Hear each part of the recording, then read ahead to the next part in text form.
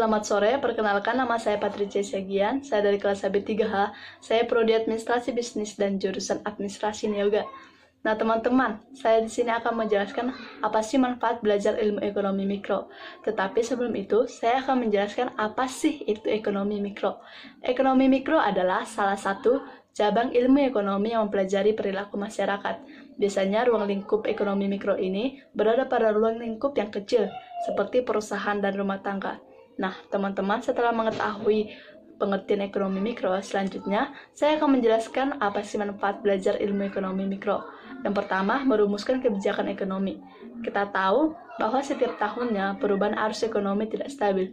Namun, dengan mempelajari materi ini, kita dapat mengetahui dan menganalisis kebijakan pemerintah terhadap perekonomian negara.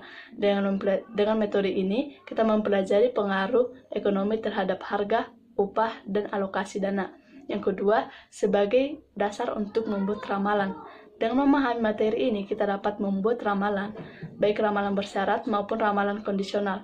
Kita dapat memprediksi aktivitas ekonomi, tetapi kita harus tetap memperhatikan kondisi realitasnya.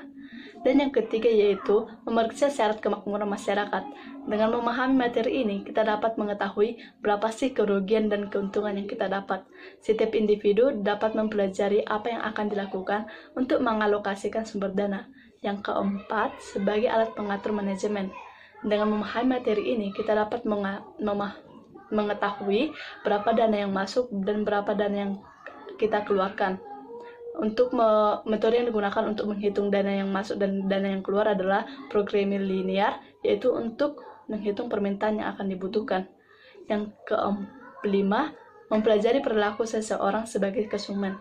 Meskipun teori ini merupakan teori individu, tetapi teori ini termasuk bermanfaat untuk mempelajari pengaruh konsumen. Mempelajari apakah konsumen tersebut sebagai sumber daya atau produsen. Ekonomi mikro dapat mengetahui, menganalisis mereka melalui pengamatan dan perhitungan yang sangat detail. Demikian penjelasan yang dapat saya sampaikan. Jika saya melakukan kesalahan dalam tutur kata dan pengucapan, saya mohon maaf. Atas perhatiannya saya ucapkan terima kasih.